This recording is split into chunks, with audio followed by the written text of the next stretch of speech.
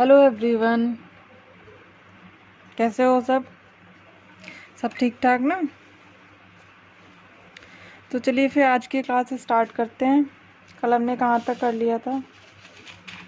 कल हमने फ्लैजिला का जो स्ट्रक्चर था वहाँ तक कर लिया था। ठीक है, तो चलिए फिर रिवाइज करा देते हैं एक बार कल हमने क्या क्या करा था। एक सेकेंड रुकना।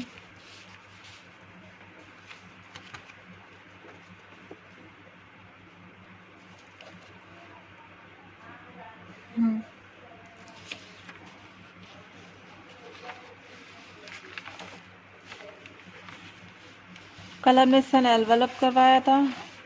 तो सेल एनवेलप में हमने क्या क्या बताया था कि इसमें 3 टाइटली बाउंडेड लेयर्स होती हैं। कौन कौन सी लेयर्स होती हैं?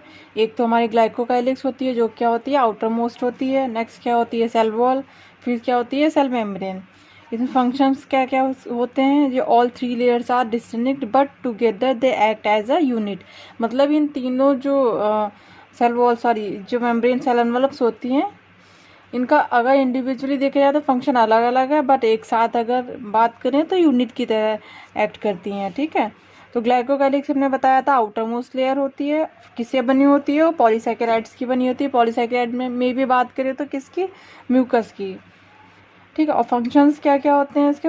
सबसे पहली बात तो ये कि ग्लाइकोकाइलिक्स आउटर मोस्ट लेयर है, तो इसका एक पहला फंक्शन तो यही हो जाएगा कि प्रोटेक्शन का। कोई भी चीज़ अगर सबसे आउटर में होती है, बाहर होती है, तो उसका सबसे पहला फंक्शन तो एक होता ही होता है। कौन सा? वो है प्रोटेक्शन का। फिर क्या था? एडिशन, मतलब बाइंड करना। इसके टाइप्स कितने होते हैं? 2 टाइप्स के होते हैं। पहली बात तो ये पॉलीसैकेराइड से बनी होती है। कभी कभी क्या होता है, पॉलीसैकेराइड्स के साथ साथ प्रोटीन भी ऐड हो जाती है। तो जब प्रोटीन ऐड हो जाती है तो उसे क्या कहते हैं? कैप्सूल। वैसे क्या होती है? Slime layer. ये किससे बनी होती है? पॉलीसैकेराइड्स की बनी होती है। ये क्या होती है? फ्लेक्सिबल होती है। नेक्स्ट क्या है? कैप्सूल। उसमें पॉलीसैकेराइड प्लस प्रोटीन, प्रोटीन इसमें ऐड हो जाती है, तो क्या होती है? ये लेयर कैसी हो जाती है? हार्ड हो जाती है।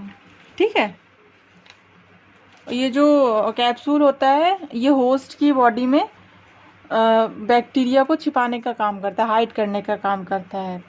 और मेनली जो बैक्टीरिया डिजीज़ के लिए रिस्पॉन्सिबल होती है वो कैप्सूल वाली होती है, जिसमें बैक्टीरिया का कैप्सूल होता है।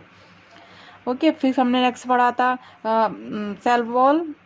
सेल वॉल भी हमने देख लिया था इसके फंक्शन के। इसके हमने डिफरेंस करवाए थे प्रोकैरियोट्स और यूकैरियोट्स में, हमने सेल वॉल का पूरा बता दिया था। ठीक है, यहाँ पे हमने फंक्शंस देखे थे। ये क्या होती है? नॉन लिविंग होती है, परमिएबल होती है। नॉन लिविंग है तो इसका मतलब नॉन लिविंग है तो कुछ भी उसको रिएक्शन ही नहीं करेगी ना, कि कोई भी आए कोई भी जाए, तो कैसी हो जाएगी? परमिएबल हो जाएगी। और हार्ड लेयर होती है क्योंकि सबसे बाहर है, तो कैसी हो जाएगी? हार्ड लेयर होती है। और हार्ड लेयर होती है तो क्या है? मेंटेन करती है साइज और शेप को सेल के। ठीक है, prevent bursting and collapsing of cell. मतलब जब सेल में एंडोऑस्मोसिस होती है तो सेल का वॉल्यूम बढ़ जाता है, तो उसकी वजह से क्या होती है कि सेल फट सकती है, लेकिन जो सेल वॉल होती है वो उसको फटने से क्या होती है? बचाती है। ठीक है, तो इतना हो गया था। फिर हमने नेक्स्ट करा था सेल मेम्ब्रेन। ये भी हमने बता दिया था, डिफरेंस में ही पूरा बता दिया था सेल मेम्ब्रेन के भी बारे में। तो यहाँ पे हमने बताया था कि इसके फंक्शन क्या है। ये क्या होती है? सेलेक्टिव परमिएबल होती है। सेलेक्टिव परमिएबल का मतलब क्या होता है ये भी मैंने आपको बताया था। कोई भी मेम्ब्रेन अगर परमिएबल है तो उसका मतलब ये है कि वो सेल में सॉल्यूट को भी आने देगी और सॉल्वेंट को भी आने देगी। सॉल्वेंट मतलब वाटर। ओके, फिर नेक्स्ट हमने बताया था कि इम्परमिएबल क्या होता है। इम्परमिएबल का मतलब होता है कि वो ना तो सॉल्यूट को आने देती है ना तो सॉल्वेंट को आने देती है। ठीक है, नेक्स्ट हमने बताया था सेमी परमिएबल। सेमी परमिएबल का मतलब क्या होता है? ये सॉल्यूट को तो नहीं आने देती है बट सॉल्वेंट को क्या करती है? आने देती है। ओके, नेक्स्ट हमने बताया था सेलेक्टिव परमिएबल। तो सेलेक्टिव परमिएबल का मतलब क्या होता है कि ये सॉल्यूट का तो क्या करती है? सिलेक्शन करती है। सिलेक्शन का मतलब क्या है कि वो देखती है कि हमारे लिए ये सेल सही है, ये सॉल्यूट सही है हमारी सेल के लिए तो अलाउ करती है, अगर नहीं सही है तो अलाउ नहीं करती है। ओके, नेक्स्ट हमने देखा था ये सॉल्वेंट को क्या करते हैं? सॉल्वेंट को तो अलाउ करती है, वाटर तो आता है लेकिन जो सॉल्यूट होता है उसको अलाउ नहीं करती है। तो ओके, इतनी चीज़ें क्लियर है। फिर हमने ग्राम स्टेनिंग देखा था। ग्राम स्टेनिंग क्या होता है? ग्राम स्टेन का मतलब होता है कलर करना। ओके, इसे किसने बताया था? बाय क्रिश्चियन ग्राम। और बैक्टीरिया को क्लासिफाइड करा जाता है किस बेसिस पे? तो बेसिस ऑफ द, एक तो differentiation in the cell wall, एक तो सेल वॉल के बेसिस पे डिफरेंट इसको हम क्या करते हैं, डिवाइड करते हैं, क्लासिफाइड करते हैं बैक्टीरिया को। ओके, सेल वॉल में भी मैंने आपको बताया था, एक बैक्टीरिया में सेल वॉल उसकी पेप्टाइडोग्लाइकॉन की बनी होती है, एक किसकी बनी होती है, एक होती है स्यूडोम्यूरिन की बनी होती है। बताया था, याद है कुछ? स्यूडोम्यूरिन और पेप्टाइडोग्लाइकॉन बैक्टीरिया की सेल वॉल, बैक्टीरिया की बनी होती है पेप्टाइडोग्लाइकॉन से, और उसकी क्या बोलते हैं, आर्की बैक्टीरिया की बनी होती है स्यूडोम्यूरिन से। इतनी चीज़ें क्लियर है? फिर हमने बताया था नेक्स्ट क्या था, सेकंड क्या था, रिस्पॉन्स टू स्टेनिंग मेथड। मतलब जब हम कलर करते हैं तो उसमें उसका क्या रिस्पॉन्स होता है, तो उस बेसिस पे डिवाइड करते हैं। तो इसमें क्या था, नॉर्मल, ये हमने ग्राम स्टेनिंग का बताया था प्रोसेस। सबसे पहले क्या होता है, बैक्टीरिया का सैंपल लेते हैं, उसमें क्रिस्टल वॉलेट डाई डालते हैं। आप डाई बोल लो या स्टेन बोल लो, कलर बोल लो, एक ही चीज़ है। ओके, फिर उसको क्या करते हैं, बैक्टीरिया के सैंपल को एयर ड्राई करते हैं, सुखाते हैं।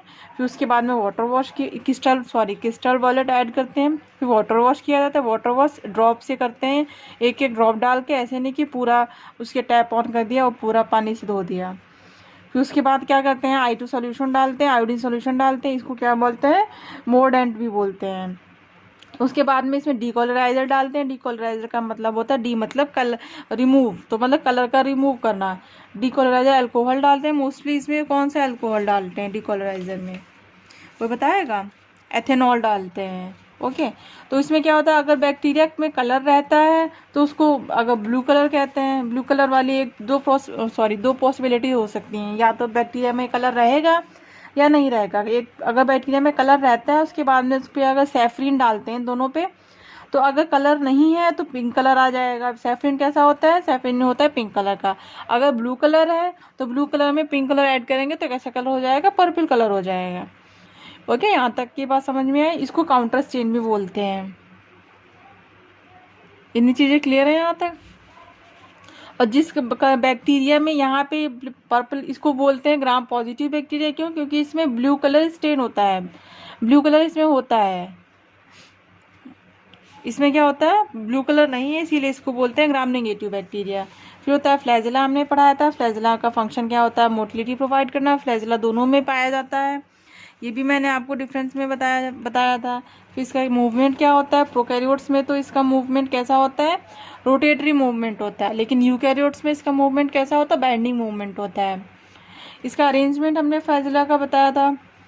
Number and arrangement of flagella is different in different prokaryotic cell. मतलब क्या है कि ये अगर जो फ्लैजेला है वो डिफरेंट होते हैं, मतलब किसी में एक है, किसी में दो है, किसी में चार है, किसी में एक साइड है, किसी में दोनों साइड, ऐसे करके होते हैं। ठीक है, जैसे अगर एक भी फ्लैजेला नहीं होता है तो उसको क्या बोलते हैं, एट्राइकस बोलते हैं।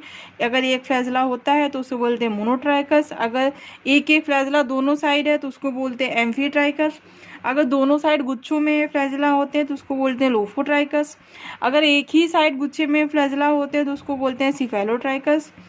और अगर फ्लैजेला पूरे पेरिफेरल एरिया पे प्रेजेंट होते हैं तो उसको क्या बोलते हैं, पेरीट्राइकस।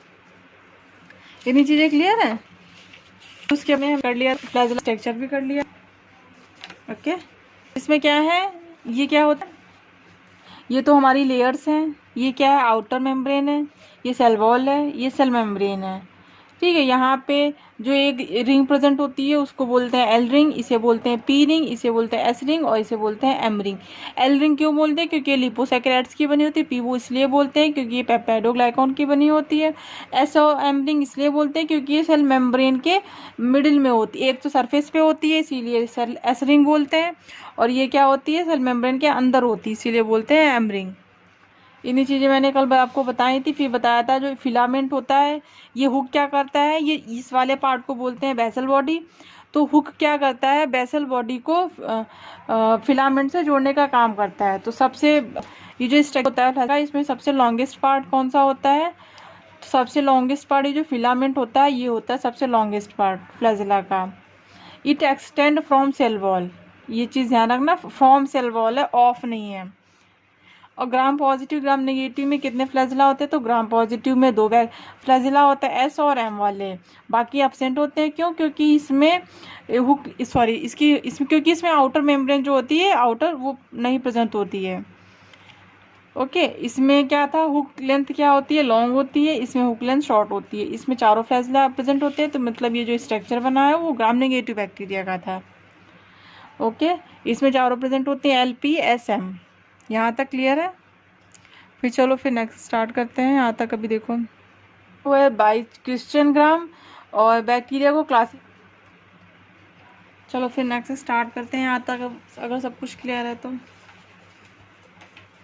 वैसे लिखाने की ज़रूरत तो है नहीं, मैं आपको बता देती हूँ, क्योंकि जो मैंने डिफरेंस करवाए थे उसमें मैंने आपको बता दिया था सेक्स प्लाई के बारे में। तो मैंने क्या बताया था, जो एफ प्लाज्मिड होते हैं वो पीलिन प्रोटीन बनाते हैं, ठीक है। और ये क्या काम करते हैं? तो helpful in bacteria reproduction, conjugation, या कंजुगेशन कह लो, या सेक्सुअल रिकॉम्बिनेशन। ये ध्यान रखना, रिप्रोडक्शन नहीं है, सेक्सुअल रिकॉम्बिनेशन, सेक्सुअल रिप्रोडक्शन नहीं है यहाँ पे, ठीक है। और किस में प्रेजेंट होते हैं? ग्राम नेगेटिव बैक्टीरिया में प्रेजेंट होते हैं। फिर नेक्स्ट क्या है?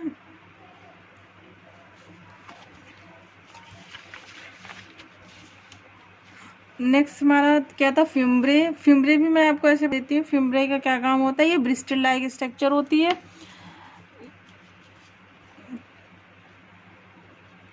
मैं लिख देती हूँ, चलो।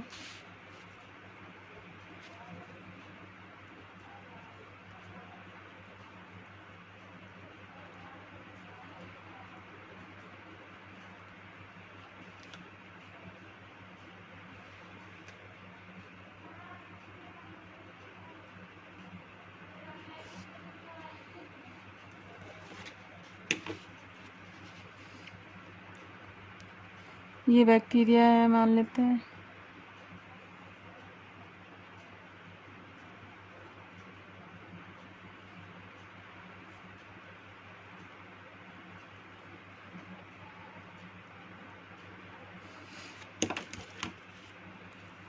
इसे ये क्या है? ये फिम्ब्रिया ही है। इसकी स्ट्रक्चर कहते हैं Bristol like structure.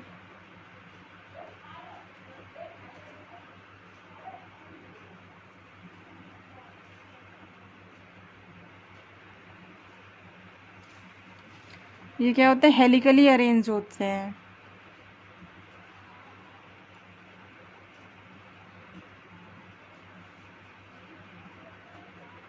Helically arranged protein, ये प्रोटीन से बने होते हैं, ठीक है।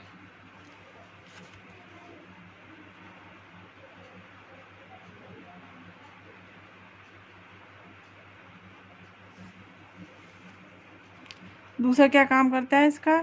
बाइंड करता है, किसको? बाइंड विद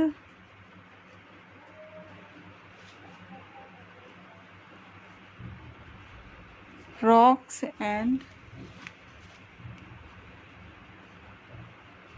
होस्ट टिश्यू से बाइंड करने का काम करता है, ठीक है। इतनी चीजें क्लियर है?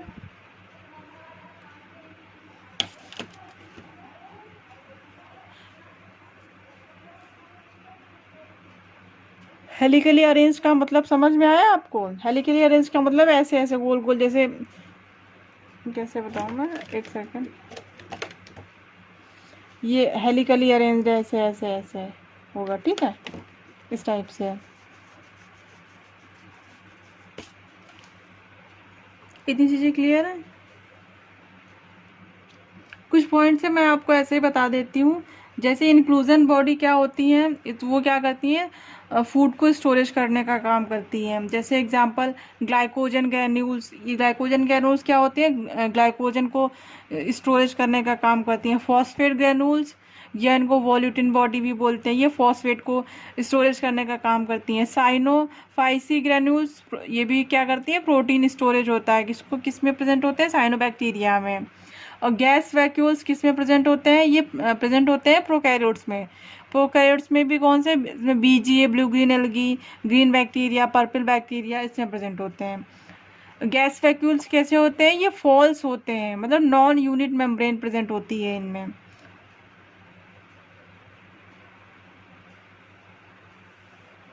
ठीक है, इसमें क्या होता है, इसकी मेम्ब्रेन को टोनोप्लास्ट कहते हैं।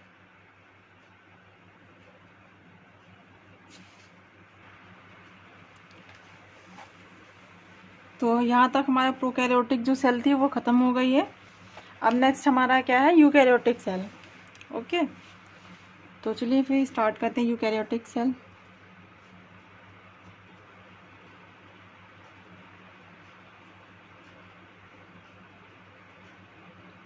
यूकैरियोटिक सेल,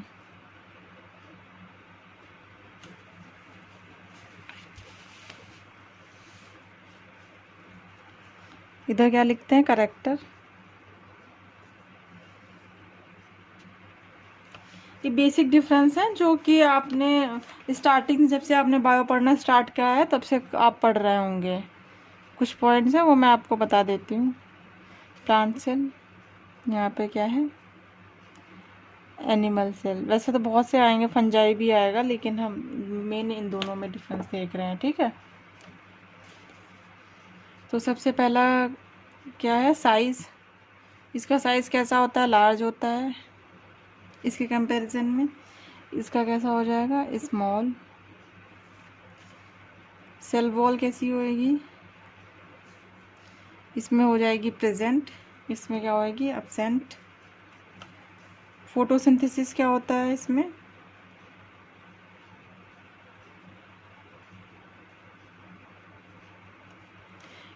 प्लांट में तो फोटोसिंथेसिस होगा, इसमें क्या एब्सेंट होगा। और सिंथेसिस की वजह से हो तो वो क्लास जैसे होता है।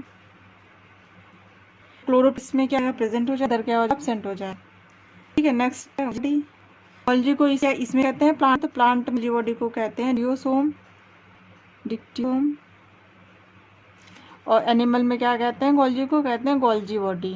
ये क्यों कहते हैं वो मैं आपको गोल्जी बॉडी में पढ़ाऊंगी। ओके, फिर नेक्स्ट है सेंट्रियोल।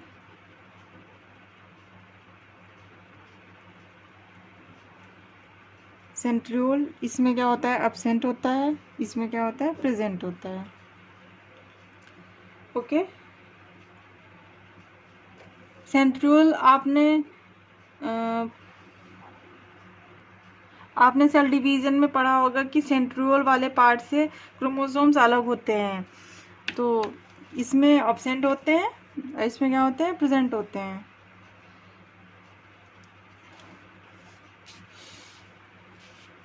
ठीक है, यहाँ तक आप करो, अभी हो गया होगा। फिर नेक्स्ट करते हैं।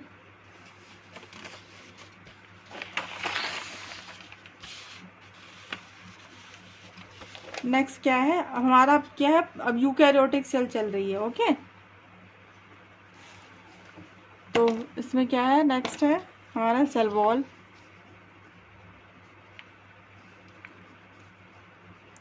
तो एनिमल में तो क्या होती है, सेल वॉल एब्सेंट होती है। ओके, सेल वॉल कैसी होती है, नॉन लिविंग होती है।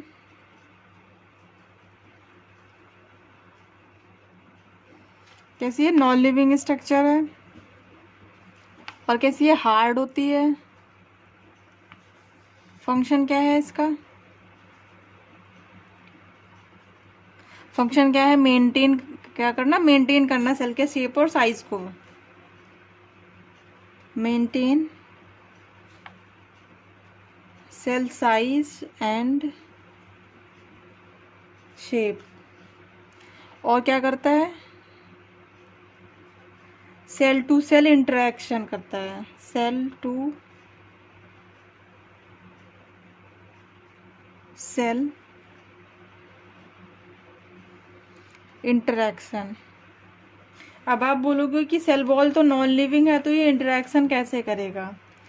तो एक प्लाज्मोडेस्माटा होता है जो कि सेल वॉल में प्रेजेंट होता है, वो क्या होता है, लिविंग होता है, जिसकी वजह से सेल टू सेल इंटरेक्शन होता है। अगर कोई भी चीज़ लिविंग है तो उसमें सेल टू सेल इंटरेक्शन होगा।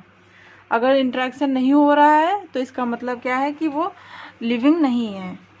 ओके, तो क्या करता है, सेल टू सेल इंटरेक्शन में हेल्प करता है, इसका फंक्शन होता है। नेक्स्ट क्या है, prevent the energy of unwanted large molecules. अब आप बोलोगे कि इसमें जो सेल वॉल होती है वो कैसी होती है, वो तो नॉन लिविंग है तो वो सबको आने देगी, ना तो सॉल्यूट को रोकेगी ना तो सॉल्वेंट को रोकेगी, कोई भी आए कोई भी जाए, ठीक है। तो लेकिन इसमें पॉइंट क्या है, जैसे कि आप मान लो कि जैसे हमारे घर का जो मान लो आपके रूम का दरवाज़ा इतना बड़ा है, ओके। अब इसके अंदर इससे इसके साइज के जो भी लोग होंगे वो तो अंदर आ जाएंगे, लेकिन अब इससे बड़ा कोई आदमी है, ठीक है, ये इसकी आंखें हैं, कान,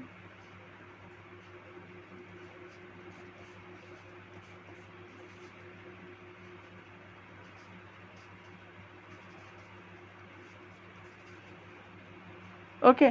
अगर इससे इस गेट से बड़ा कोई आदमी है तो वो क्या इसके अंदर जा सकता है? नहीं। तो वही चीज़ इसमें है, सेम प्रिवेंट करता है, किसी लार्ज मॉलिक्यूल्स को आने से रोकता है। यहाँ तक क्लियर है?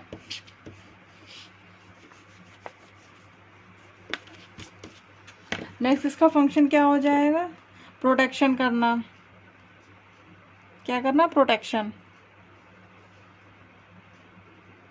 Protection of cell, okay.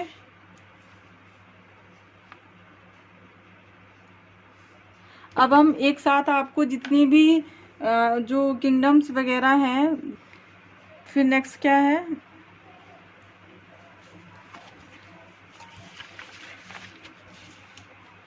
Next हमारा, तो उनको सब एक साथ में बता दे रहे हैं कि किसमें कैसी सेल वॉल होती है, ओके।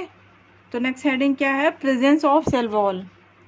सब में एक साथ देख लेते, क्योंकि पढ़ना तो सभी है ना, बायोलॉजिकल क्लासिफिकेशन में सारी चीज़ें पढ़ने हैं, तो एक साथ क्लियर हो जाएगा। प्रेजेंस ऑफ सेल वॉल सबसे पहले किस में देख लेते हैं, मोनेरा में, फिर प्रोटिस्टा,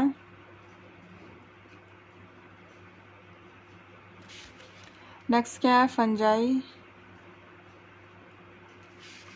फिर क्या है, एनिमल,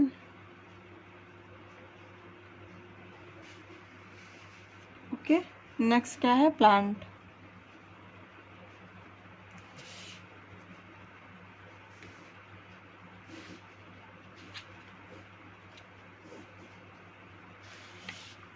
सब में देख लेते हैं सेल वॉल की प्रेजेंस कैसी होती है। तो इसमें पहला है बैक्टीरिया,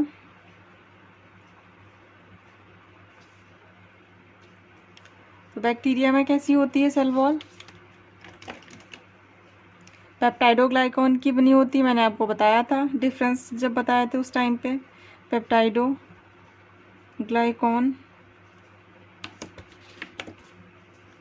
दूसरा क्या है, आर्की बैक्टीरिया, आर्किया, इसमें कैसी होती है, तो इसमें किसकी बनी होती है, स्यूडोम्यूरिन, स्यूडोम्यूरिन। ये सारे पॉइंट्स मैं आपको बता चुकी हूँ, बस यहाँ पे एक जगह लिख रही हूँ ताकि आपको प्रॉब्लम ना हो, ओके। नेक्स्ट क्या आ जाएगा, माइकोप्लाज्मा,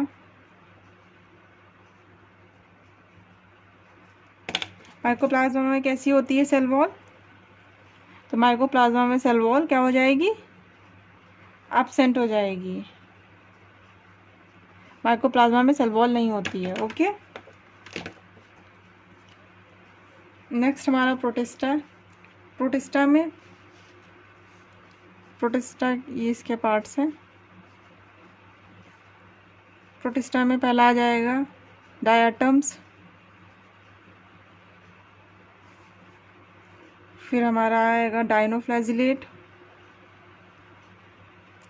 डाइनोफ्लैजिलेट, डाइनोफ्लैजिला, डाइनोफ्लैजिलेट्स, ओके। फिर नेक्स्ट क्या आ जाएगा,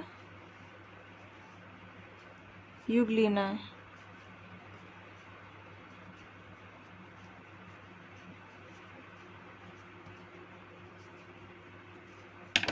तो डाई आइटम्स में सेल वॉल किसकी बनी होती है, सिलिका की बनी होती है। सिलिका सिर्फ हमारे सब्जेक्ट, हमारे सिलेबस में अगर कहीं भी सिलिका वर्ड आता है सेल वॉल में तो वो सिर्फ और सिर्फ डाई आइटम्स में आएगा। ओके, नेक्स्ट क्या होगा इसमें, डायनोफ्लैजिलेट्स में cellulose, cellulose plus pectin. Euglena में क्या होता है, एब्सेंट होती है। फंजाई में क्या की बनी होती है, तो काइटिन की बनी होती है। काइटिन में भी स्पेशली बात करें तो कौन सा, NAG, नाग पॉलीमर। NAG का हमने आपको फुल फॉर्म बताया था, एन एसिटाइल ग्लूकासोमिक एसिड। यहाँ तक अभी देख लो आप। फिर हमारा क्या है नेक्स्ट, एनिमल। एनिमल में सेल वॉल क्या होती है, एब्सेंट होती है।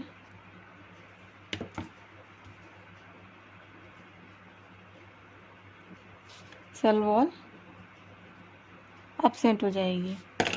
फिर प्लांट को हम दो पार्ट में डिवाइड कर लेते हैं। ओके, पहला कौन सा, लोअर प्लांट, नेक्स्ट क्या है, हायर प्लांट।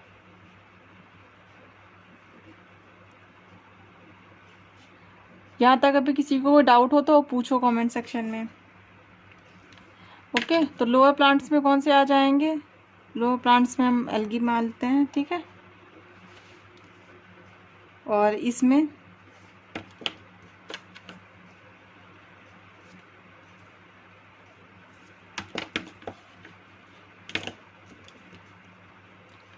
तो इसमें किसकी बनी होती है, तो इसमें मोस्टली तो जो आएगा वो हमारा ये, इसको मैं यहाँ पे ऐसे लिख देती हूँ, सेलुलोज। सेलुलोज की क्या होती है, मोस्टली तो क्या होता है सेलुलोज, बट इसके साथ साथ कुछ और भी चीज़ें प्रेजेंट होती हैं। लेकिन अगर हम डोमिनेंट फॉर्म में देखें तो सेलुलोज ही प्रेजेंट होता है मोस्टली। दूसरा क्या है, ग्लैक्टेंस। ये क्या है, पॉलीसैकेराइड्स होते हैं। नेक्स्ट क्या है, मैनस। नेक्स्ट क्या है, CaCO3। इसमें हायर प्लांट्स में भी पहला तो यही आ जाएगा, कौन सा, सेलुलोज। सेलुलोज कैसा होता है, मोस्टली। दूसरा और क्या प्रेजेंट होता है, पैक्टिन।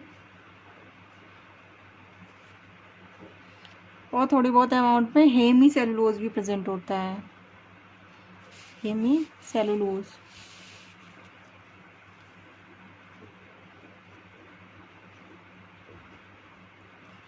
ओके, क्लियर है अभी यहाँ तक। ये जितनी भी सेल वॉल है सब में मैंने आपको एक जगह बता दिया कि इसमें किस चीज़ की सेल वॉल बनी होती है। तो अभी आगे आपको जो पढ़ोगे बायोलॉजिकल क्लासिफिकेशन, तो उसमें आप पढ़ोगे डायटम्स की सेल वॉल किससे बनी होती है, डायनोफ्लैजिलेट्स में, यूग्लिना में, आर्की बैक्टीरिया में, फंजाई में। तो उसमें आपको क्या होगा, प्रॉब्लम नहीं होगी, सारी चीज़ें एक साथ मैंने यहाँ पे करा दी हैं। अभी यहाँ तक देखो आप, क्लियर है। चलो फिर नेक्स्ट आगे बढ़ते हैं फटाफट से। नेक्स्ट हमारा पॉइंट है लेयर्स इन सेल वॉल। जो हमारी सेल वॉल होती है, हमारी नहीं मतलब जो भी जिनमें भी पाई जाती है, एनिमल्स में तो नहीं पाई जाती है। तो layers in cell wall, cell wall में भी लेयर्स होती हैं। ओके,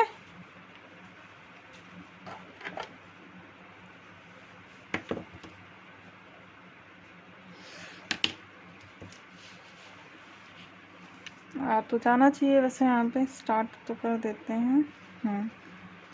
ये क्या है हमारी, ये एक लेयर है, ठीक है। इसको क्या कहते हैं, ये हमने बनाया है अपना प्रोटोप्लास्ट।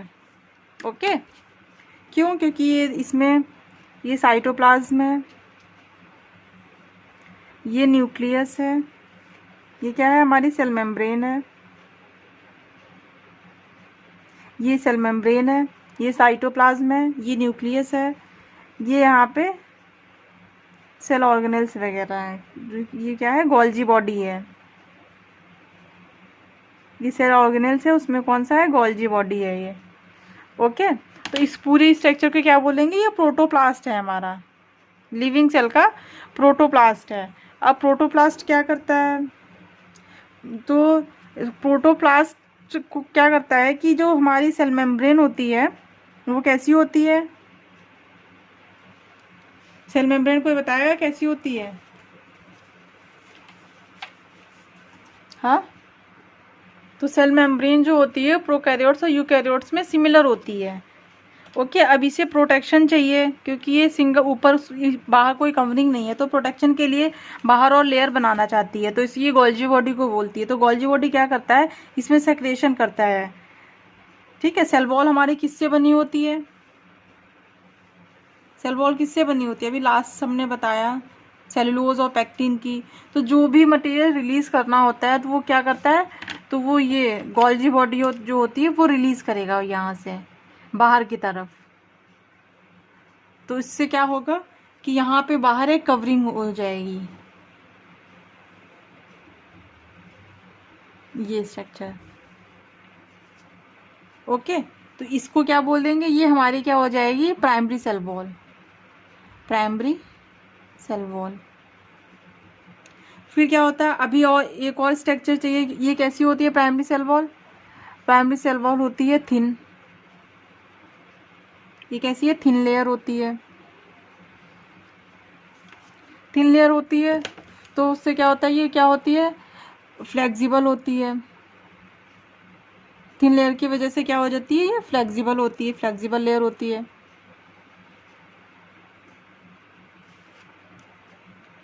और नेक्स्ट क्या है, कैपेबल होती है ग्रोथ के लिए,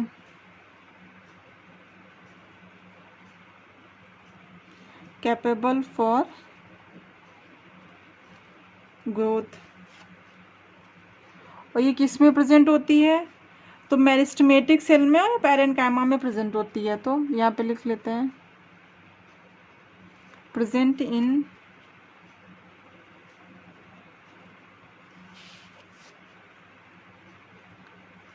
मेरिस्टेम सेल, मेरिस्टेमेटिक सेल, दूसरा क्या है पैरेन्काइमा, पैरेन्काइमा। ओके, अब क्या है, अब इसमें ये थिन लेयर होती है तो फ्लेक्सिबल होती है, इसे भी और प्रोटेक्शन चाहिए, तो क्या करता है, तो गोल्जी बॉडी को बोलता है अभी और मुझे प्रोटेक्शन चाहिए।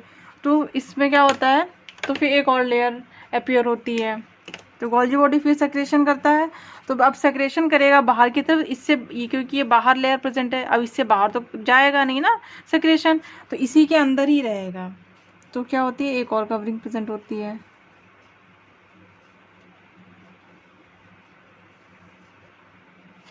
ये कैसी हो जाएगी, ये थिक होती है।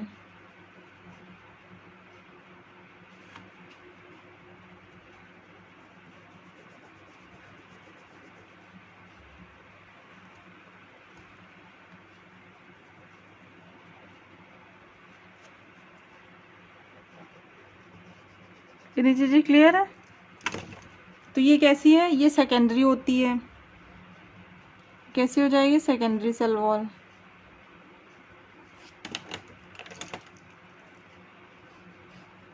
सेकेंडरी सेल वॉल कैसी होती है, सेकेंडरी सेल वॉल किससे बनी होती है, सेकेंडरी सेल वॉल 3 सब लेयर्स से मिलके बनी होती है, 3 सब लेयर्स से। Okay,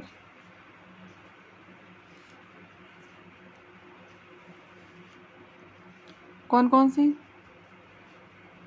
sub layer 1, sub layer 2 और 3, ठीक है। ये कैसी होती हैं, मिलके क्या बनाती हैं, थिक होती हैं। यहाँ तक क्लियर है? तो सेल वॉल कैसी हो जाएगी, थिक होगी, थिक लेयर होगी। थिक होने की वजह से कैसी हो जाएगी, हार्ड हो जाएगी। तो ये क्या करती है, डिपोजिशन ऑन सेल मैच्योरिटी। ये कब बनती है, जब सेल मैच्योर होती है उस टाइम पे ये बनती है, डिपोजिशन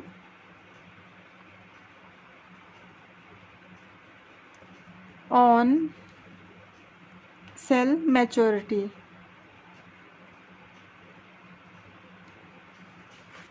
ओके। कभी कभी क्या होता है, टर्शरी सेल वॉल भी प्रेजेंट हो जाती है, यहाँ पे अपीयर हो जाती है टर्शरी सेल वॉल। इसको क्या बोलते हैं,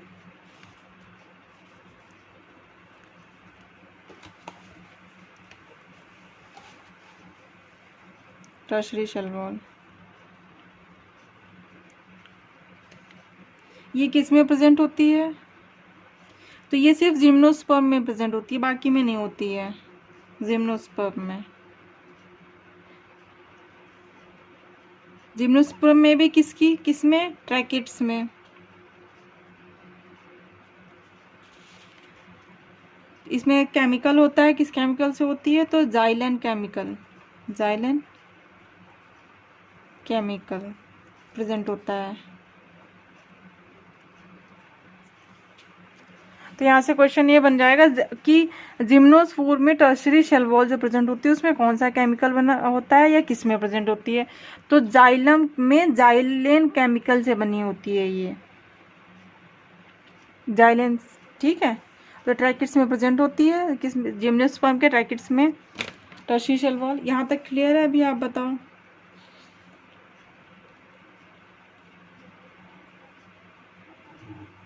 इतनी चीज देखो फटाफट से, कोई डाउट हो तो आप बताओ फटाफट, फिर नेक्स्ट आगे बढ़ते हैं।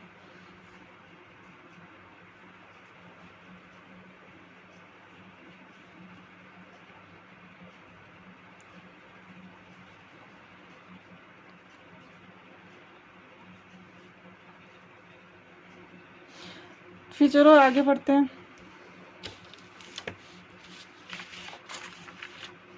नेक्स्ट हमारा क्या है point, middle lamella. Middle lamella, middle lamella क्या होती है, outermost layer of plant cell, outermost layer of plant cell. तो प्लांट सेल की जो सबसे आउटर मोस्ट लेयर होती है उसको क्या कहते हैं, मिडिल लैमेला।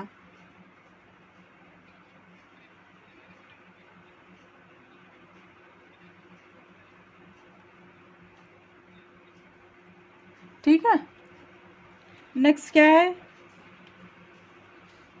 नेक्स्ट क्या है, common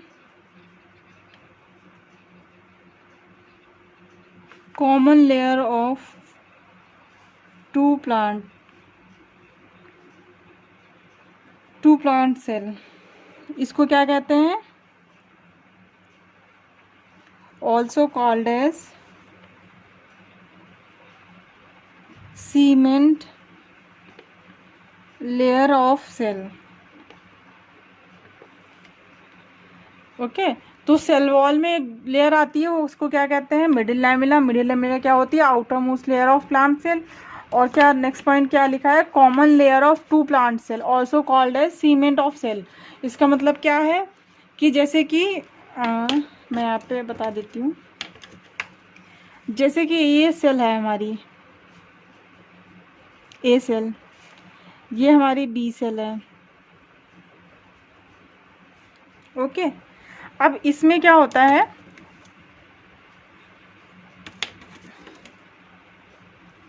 total number of cell कितने हैं, टोटल नंबर ऑफ सेल कितने हैं, 2।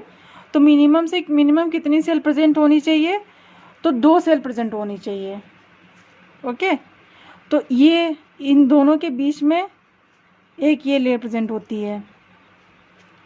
ओके, तो ये जो बीच का जो पोर्शन है इसको क्या बोलते हैं, इसी को बोलते हैं मिडिल लैमेला। तो मिनिमम से मिनिमम कितनी लेयर प्रेजेंट होनी चाहिए? 2 सेल्स। तो 2 सेल्स प्रेजेंट होंगी तो उसको क्या बोलते हैं? तो उसमें मिडिल लैमेला पाया जाता है। ओके, जैसे कि हम घर बनाते हैं तो उसमें हम ईंटें जोड़ते हैं। ईंटों जोड़ने के लिए हम अगर हमें घर बनाना है तो कम से कम कुछ भी बनाना है, कुछ भी बनाने के लिए कम से कम 2 ईंटें तो चाहिए जोड़ने के लिए। ओके, तो उसे बाइंड करने का काम किसे होता है? तो ईंटें लगा के हम लोग क्या सीमेंट लगाते हैं ना, तो उस सीमेंट का जो काम होता है ना वही यहाँ पे होता है। इसीलिए इसको मिडिल लेयर्स को क्या बोलते हैं? सीमेंट लेयर्स भी कहा जाता है। तो मिनिमम से मिनिमम कितनी लेयर चाहिए? 2 सेल्स चाहिए। ओके, 2 सेल्स को बाइंड करने का काम कौन करता है? Middle lamella. ओके, और मिडिल लैमेला फिर किससे बनी है? फॉर्म्ड बाई कैल्शियम पैक्टेट या मैग्नीशियम पैक्टेट से बनी होती है। ओके, अब अगर क्वेश्चन आ जाए कि कैल्शियम और पैक्टेट में से कौन सा सबसे ज़्यादा होता है, तो इसमें जो कैल्शियम पैक्टेट होता है, ये दोनों में से ज़्यादा कौन प्रेजेंट होगा? तो ये प्रेजेंट होगा, तो मोस्टली प्रेजेंट। तो इसमें अगर क्वेश्चन आता है क्या प्रेजेंट होता है, किससे बनी, तो कैल्शियम पैक्टेट और मैग्नीशियम पैक्टेट की बनी होती है। इन दोनों में मोस्टली कौन सा प्रेजेंट होता है? तो कैल्शियम पैक्टेट की बनी होती है। तो ये अगर कैल्शियम पैक्टेट ज़्यादा है तो ये लेयर कैसी होगी? तो ये इनिशियली कैसी हो जाएगी? तो ये इनिशियली कैसी हो जाएगी? हार्ड लेयर होती है। हार्ड लेयर कैसी होती है? इनिशियल।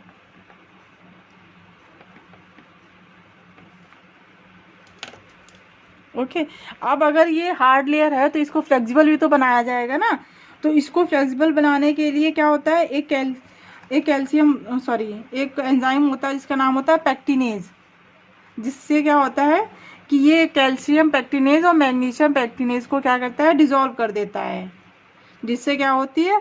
ये जो लेयर्स होती है वो कैसे हो जाएगी? फ्लेक्सिबल लेयर हो जाएगी। ओके, तो पैक्टिनेज का क्या फंक्शन आएगा?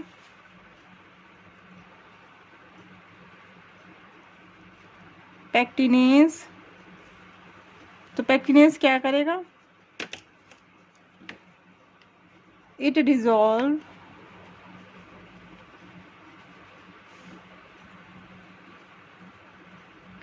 मिडिल लैमेला,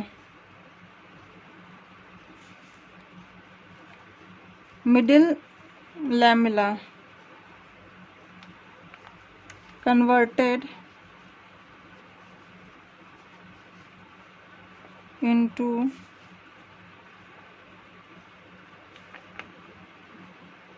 jelly like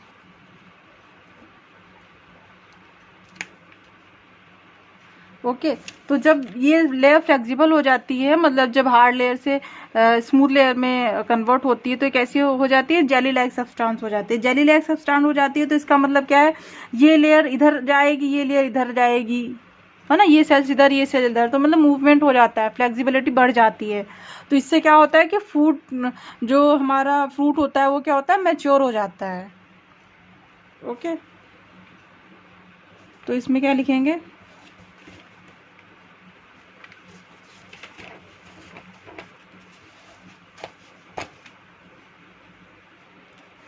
तो इसमें क्या लिखेंगे? Next point,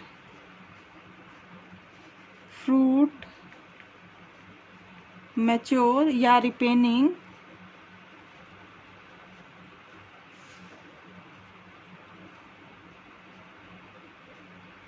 process due to pectinase activity. अगर हमसे क्वेश्चन पूछे तो फ्रूट मैच्योर कैसे होता है, किसकी वजह से होता है? तो पैक्टिनेज की एक्टिविटी की वजह से क्या होता है? फ्रूट मैच्योर होता है। ओके, यहाँ तक देखो। और पैक्टिनेज ने क्या करा? मिडिल लैमेला को डिसॉल्व। ओके,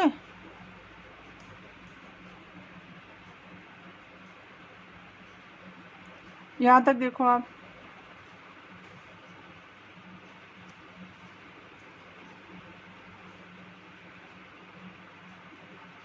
ओके, तो फ्रूट जब मेच्योर हो जाता है तो क्या होता है, उसमें स्वीटनेस उस बढ़ जाती है। ओके, तो आपने एक हार्मोन पढ़ा होगा, कौन सा, प्लांट फिजियोलॉजी में, इथिलीन। ओके, तो यहाँ पे उसका लिख लेते हैं, इथाफोन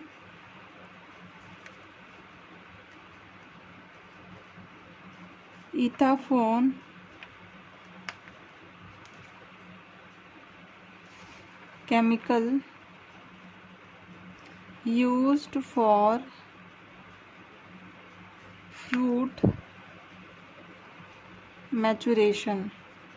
तो फ्रूट के मैचुरेशन के लिए क्या यूज़ करते हैं, तो इथाफोन को यूज़ करते हैं। ये क्या है, एक केमिकल है। ओके, इथाफोन केमिकल से ही क्या होता है, एथिलीन गैस रिलीज होती है।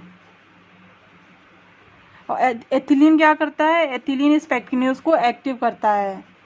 और पेक्टिनेज क्या करेगा, कैल्शियम और मैग्नीशियम पेक्टेट को क्या करेगा, डिसॉल्व करेगा। ओके, और जैसे ही वो डिसॉल्व होगा जेली लाइक सब्सटेंस बनेगा, और जेली लाइक सब्सटेंस बनते ही क्या होगा कि फ्रूट क्या होगा, मैच्योर हो जाएगा। ओके, तो इथाफोन क्या है, केमिकल है, इससे क्या होता है, एथिलीन गैस रिलीज होती है। एथिलीन गैस क्या करती है, वो पेक्टिनेज को एक्टिव करती है। पेक्टिनेज क्या करेगा, पेक्टिनेज कैल्शियम पेक्टेट और मैग्नीशियम पेक्टेट को डिसॉल्व करेगा। जैसे ही पेक्टिनेज ये डिसॉल्व हो जाते हैं, वो क्या होता है कि जो लेयर्स होती है वो उसमें जेली लाइक सब्सटेंस बन जाते हैं। जेली लाइक सब्सटेंस बनते ही क्या होगा, फ्रूट मैच्योर हो जाएगा। ओके, अब अगर पूछे कि जो प्लांट की सेल होती है उसमें सबसे आउटर मोस्ट सेल कौन सी होती है, अगर हमारे नीट में पूछे कि प्लांट में सबसे आउटर मोस्ट लेयर कौन सी होती है, तो वो जो प्राइमरी सेल वॉल होती है उसको कभी भी प्राइमरी सेल वॉल उसको आउटर मोस्ट लेयर नहीं बोलेंगे। ओके, जैसे मैं बताती हूँ, जैसे इसमें प्राइमरी सेल वॉल है तो ये सबसे आउटर मोस्ट लेयर नहीं है। ओके, इसमें मैं एक पॉइंट, अभी मैंने इसको करा तो अभी एक पॉइंट मैं भूल गई, उसको मैं लिखा देती हूँ। तो ये जो हमारी सेल वॉल होती है वो बनती किससे है, तो फॉर्म्ड बाई लिविंग प्रोटोप्लास्ट। ये हमारा लिविंग प्रोटोप्लास्ट था ना, इसी से ये लेयर बनी थी सेल वॉल। तो किससे है, तो ये नॉन लिविंग, लेकिन बनी किससे है, वो बनी किससे है, हमारे लिविंग सेल से, लिविंग प्रोटोप्लास्ट से। ओके, तो फॉर्म्ड बाय लिविंग प्रोटोप्लास्ट। तो जो हमारे प्लांट की सेल होती है उसमें सबसे आउटर मोस्ट लेयर कौन सी होती है, तो वो प्राइमरी सेल वॉल नहीं होगी। तो सबसे आउटर मोस्ट लेयर कौन सी हो जाती है, मिडिल लैमेला। तो मिडिल लैमेला को हम यहाँ पे लिख सकते हैं outer most layer.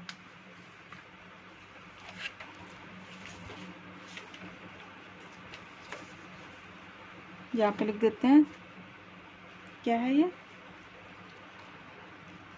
Outer most layer of plant cell. ये आप समझ जाना, यहाँ पे ये पीसी का मतलब है प्लांट सेल। इसको यहाँ पे मैं लिख देती हूँ, पीसी का मतलब क्या है, प्लांट सेल। ओके, इतना क्लियर है। अभी देखो फटाफट,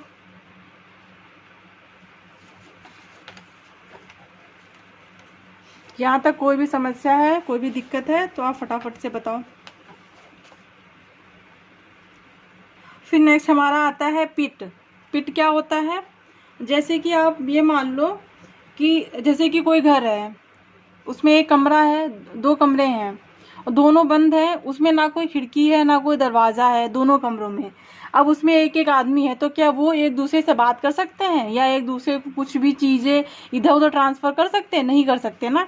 वो वैसे ही उसमें कुछ भी ट्रांसफ़र करने के लिए क्या चाहिए, या खिड़की दरवाज़ा कुछ ना होना चाहिए। वैसे ही हमारा क्या होता है सेल में।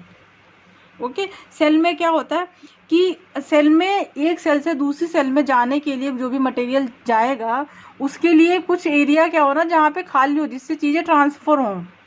ओके, तो जैसे कि आप ये समझ लो कि हमारी जो सेकेंडरी सेल वॉल होती है वो हार्ड होती है। ये हमारी सेल है, ये सेकेंडरी सेल वॉल है, ये प्राइमरी सेल वॉल है।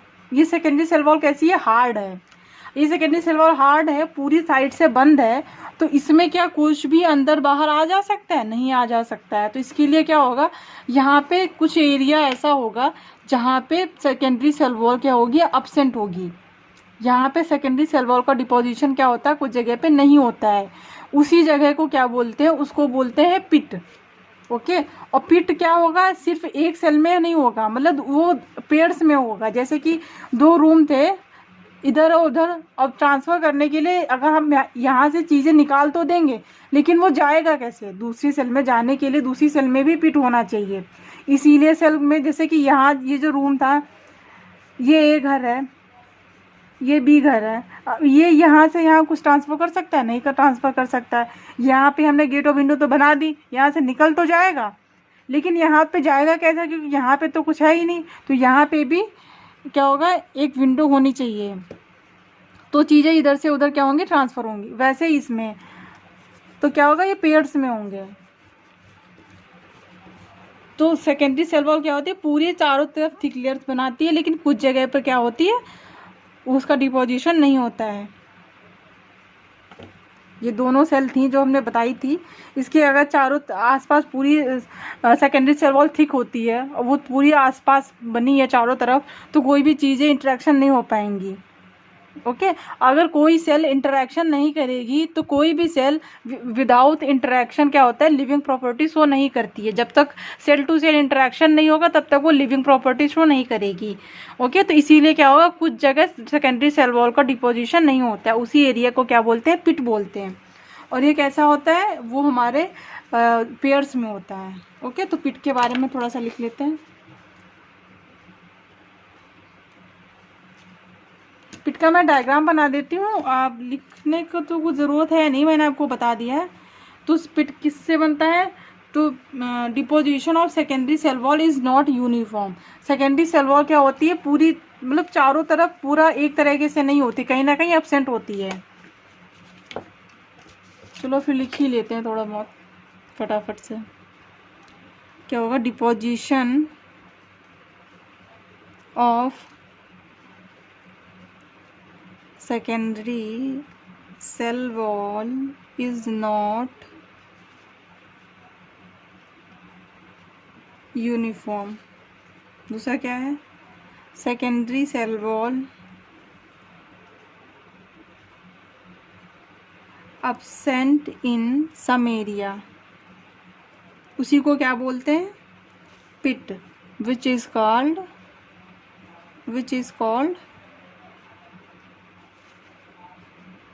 पिट। Okay, pit present in pair. Pit क्या होगा, प्रेजेंट पेयर्स में प्रेजेंट होगा, प्रेजेंट इन पेयर। ओके, ये पॉइंट्स हो गए। अब पिट कितने टाइप के होते हैं, तो वो 2 टाइप के होते हैं। एक होते हैं हमारा सिंपल पिट, एक होते हैं फ्लास्क शेप्ड पिट। तो इसके टाइप्स लिख लेते हैं।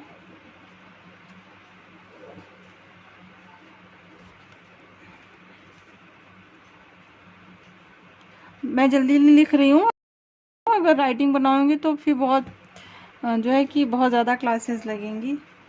ओके, आप अपना अच्छे से लिख लेना। दूसरा क्या है, फ्लास्क शेप्ड,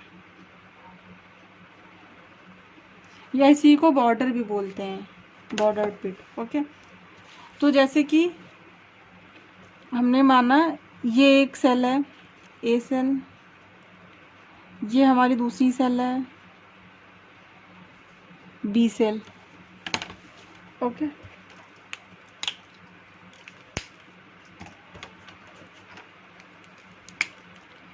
ये यहाँ पे सेकेंडरी सेल वॉल का डिपोजिशन हुआ,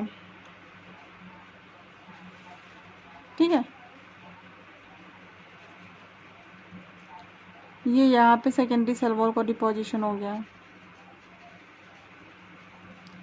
इसमें भी सेम, इधर सेकेंडरी सेल वॉल का डिपोजिशन हो गया, यहाँ पे भी हो गया। इतनी चीज़ें क्लियर है। अब सिंपल पिट में क्या होता है, सिंपल पिट में ये जो पिट की कैविटी होती है, इसमें आप कहीं पे कोई भी एरिया ले लो, जैसे कि ये ले लो, इसमें कोई भी एरिया ले लो, सब में इसका डायमीटर चाहे आप यहाँ से देख लो या आप यहाँ से देख लो, सब में क्या होगा, इसका डायमीटर क्या होगा, सेम होगा। ओके, वैसे ही इधर देख लो, यहाँ पे भी कोई भी एरिया ले लो, चाहे आप यहाँ का देख लो या यहाँ का देख लो, सब में क्या होगा, डायमीटर क्या होगा, सेम होगा। तो ये एक पॉइंट तो ये क्लियर हो गया। ये क्या है, ये हमारी सेकेंडरी सेल वॉल है जिसका डिपोजिशन हुआ। ओके, तो इसमें क्या होगा, सिमिलर डायामीटर, यहाँ पे लिख देते हैं सिमिलर डायामीटर,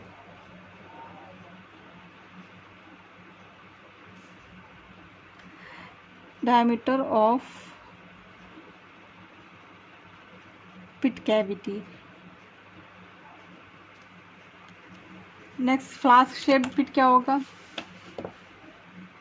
सेम एक ये हमारी सेल है, ये बी सेल है, ये ए सेल है, ये बी सेल है।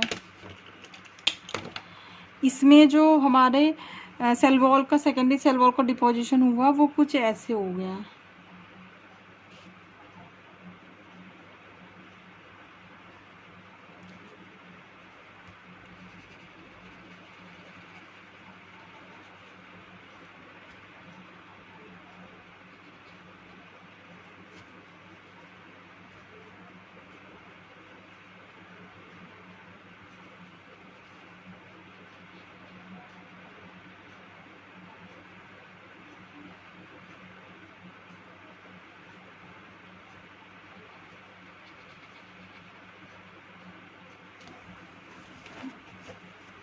ओके,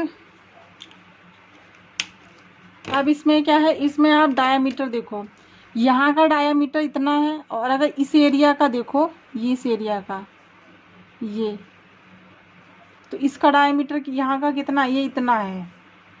वही चीज़ इधर देखो, इसका तो डायामीटर ये इतना है और यहाँ का डायामीटर कितना है, ये इतना है। तो इसमें डायामीटर क्या होता है, वो सिमिलर नहीं होता है। ओके, तो सेकेंडरी सेल वॉल का डिपोजिशन हमेशा क्या होगा, एक जैसा नहीं होगा। तो इसीलिए ये पहला पॉइंट क्लियर हो गया, deposition of secondary cell wall is not uniform. Okay, तो इसमें क्या होगा, different diameter of pit cavity. ये किस में प्रेजेंट होती है, present in xylem, present in xylem cell. Okay, तो पिट आपको समझ में आया। अब जैसे इसमें कोई भी चीज़ इधर से उधर ट्रांसपोर्ट करना है तो दोनों में पिट एरिया प्रेजेंट है, तो कोई भी चीज़ इधर से उधर जा सकती है, उधर से इधर जा सकती है। ओके, तो पिट क्या है, वो दोनों सेल में होना चाहिए, एक ही सेल में नहीं, किसी सेल में बना दिया सिर्फ। ओके, तो पिट आपको समझ में आ गया। पिट किसे कहते हैं, जहाँ पे सेकेंडरी सेल वॉल का डिपोजिशन एब्सेंट होता है उसको क्या बोलते हैं, पिट बोलते हैं। ओके, नेक्स्ट हमारा क्या है, ये बेसिक कॉन्सेप्ट कंफर्म हो गया। नेक्स्ट हम बता देते हैं आपको प्लाज्मोडेस्माटा फटाफट से।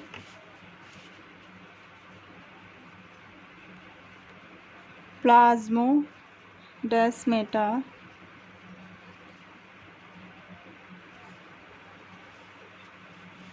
तो प्लाज्मोडेस्माटा क्या होता है, साइटोप्लाज्मिक कनेक्शन होता है किसमें, बिटवीन प्लांट सेल में। जैसे मैं आपको बताती हूँ, पहले लिख लेते हैं फिर मैं आपको बताती हूँ फटाफट से। Cytoplasmic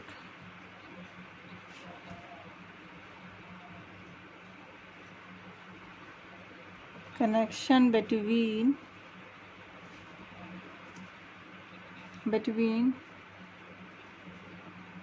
two plant cell। Next क्या है, it is living structure of non living cell wall. मैंने आपको अभी पीछे बताया था कि सेल वॉल में जो होता है कि जो सेल टू सेल इंटरेक्शन होता है वो किसकी वजह से होता है, उसमें कुछ चीज़ें, एक पार्ट होता है जिसको हम बोलते हैं, उसमें लिविंग पार्ट होता है जिसकी वजह से सेल टू सेल इंटरेक्शन होता है, उसको क्या बोलते हैं, प्लाज्मोडेस्माटा। इसकी वजह से क्या होता है कि सेल टू सेल इंटरेक्शन होता है नॉन लिविंग सेल में। नॉन लिविंग सेल में जो सेल वॉल होती है हमारी, उसमें भी लिविंग पार्ट होता है, उसको क्या बोलते हैं, प्लाज्मोडेस्माटा। ओके, ये कैसे होता है वो मैं आपको बताती हूँ। जैसे हमारी एक ये सेल है, ए सेल,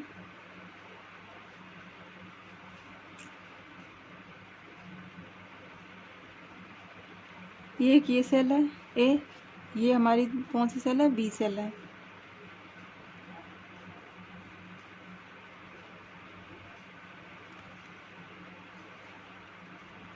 ओके, अब इसमें क्या होगा, यहाँ पे हमारा ई आर होगा, ई आर वो क्या करेगा, यहाँ से ऐसे ऐसे, तो ये क्या है, ये है E R. E R, E R क्या है, एंडोप्लाज्मिक रेटिकुलम। ये क्या है, सेल ऑर्गेनेल्स है, सेल ऑर्गेनेल्स है तो मतलब ये लिविंग है। ओके, ये सेल टू सेल यहाँ से यहाँ आ जा रहा है, तो इसको ये जो ट्यूब लाइक स्ट्रक्चर है, इसको क्या बोलते हैं, डेस्मोट्यूब्यूल।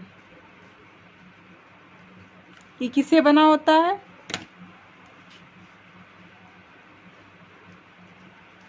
Formed by E R. Okay, E R कैसा है, लिविंग है, लिविंग है। ओके, तो इसकी वजह से क्या होगा, सेल टू सेल इंटरेक्शन होगा प्लाज्मोडेस्माटा में, इसकी वजह से क्या होगा।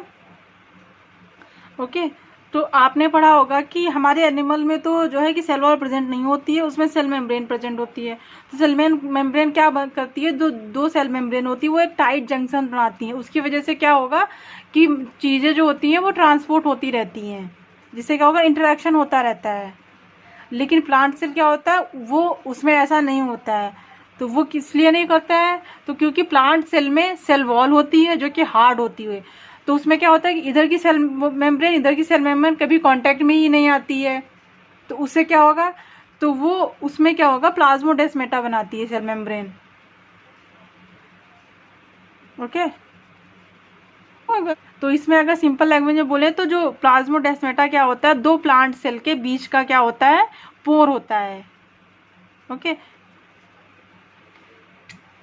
तो प्लाज्मोडेस्माटा क्या करेगा, तो दो प्लांट सेल के बीच में क्या करेगा, कम्युनिकेशन करता है। जो दो प्लांट सेल के बीच में जो साइटोप्लाज्मिक कनेक्शन होता है वो प्लाज्मोडेस्माटा के थ्रू होता है। तो इसमें मैं एक बार फिर से बता देती हूँ, ये हमारी, सॉरी मैंने गलत बना दिया था, ये यहाँ तक हमारी पहली सेल थी ए सेल, ये बी सेल थी, ये बीच में क्या था, ये पोर प्रेजेंट थे, इससे क्या हुआ, ये जो हमारी ए सेल थी उसका ई आर, ये सेकेंडरी जो दूसरी सेल थी उसका ई आर, ये दोनों आपस में कनेक्ट होते हैं इस पोर के थ्रू, और इसमें ये ट्यूब लाइक स्ट्रक्चर बनाते हैं जिसको क्या बोलते हैं, डेस्मोटिब्यूल्स। ओके, इससे क्या होगा, ये डेस्मोटिब्यूल किससे बना, फॉर्म्ड बाई ई आर। ये ई आर कैसा होता है, ये सेल ऑर्गेनल्स होता है, सेल ऑर्गेनल्स क्या होते हैं, लिविंग्स होते हैं। तो ई आर यहाँ पे है तो क्या है, लिविंग है। तो प्लाज्मोडेस्माटा बनाने में कौन इन्वॉल्व हुआ, तो ई आर इन्वॉल्व हुआ। तो प्लाज्मोडेस्माटा कैसी स्ट्रक्चर हुई, तो वो लिविंग स्ट्रक्चर हुई। तो सेल वॉल तो नॉन लिविंग है, लेकिन प्लाज्मोडेस्माटा क्या है, वो लिविंग है। ओके, तो cell wall cell to cell interaction के लिए जिम्मेदार होती है, तो वो क्यों, क्योंकि यहाँ पे ये प्लाज्मोडेस्माटा की वजह है, इसीलिए cell wall cell to cell interaction के लिए रिस्पॉन्सिबल होती है। ओके, तो ये सेल वॉल जो है कि ये जो प्लाज्मोडेस्माटा है ये सेल वॉल में कहाँ पे प्रेजेंट होगा, तो कहीं भी बन सकता है तो कहीं भी नहीं बनेगा। तो प्लाज्मोडेस्माटा कहाँ पे प्रेजेंट होगा, तो प्लाज्मोडेस्माटा कहाँ पे प्रेजेंट होगा, तो ये जहाँ पे ये पिट एरिया होता है वहीं पे प्लाज्मोडेस्माटा प्रेजेंट होगा, हर जगह नहीं बना सकता। क्यों, क्योंकि सेकेंडरी सेल वॉल प्रेजेंट है, और सेकेंडरी सेल वॉल इतनी ज़्यादा थिकनेस होती है तो वो किसी चीज़ को वैसे ही अलाउ नहीं करती है। ओके, तो प्लाज्मोडेस्माटा वहीं पे प्रेजेंट होगा जहाँ पे क्या होगा, पिट एरिया प्रेजेंट होगा। तो यहाँ पे लिख देते हैं, plasmodesmata present in pit area. Okay, तो आपकी ये जो सेल वॉल है वो कंप्लीट हो गई है यहाँ तक। ठीक है, तो फिर नेक्स्ट बढ़ते हैं आगे। तो आगे का पोर्शन फिर नेक्स्ट क्लास में करवाते हैं। हमारा जो आगे का पॉइंट्स है वो क्या है, आगे का टॉपिक वो हमारा रहेगा सेल मेम्ब्रेन। ओके, तो आपको क्लास कैसी लगी वो आप कमेंट सेक्शन में बताइएगा, और प्लीज़ लाइक शेयर सब्सक्राइब करिए। ओके, चलो फिर मिलते हैं नेक्स्ट क्लास में। तब तक के लिए आप अपना ध्यान रखिए और अच्छे से पढ़ाई करिए। ओके, चलो फिर बाय गाइस।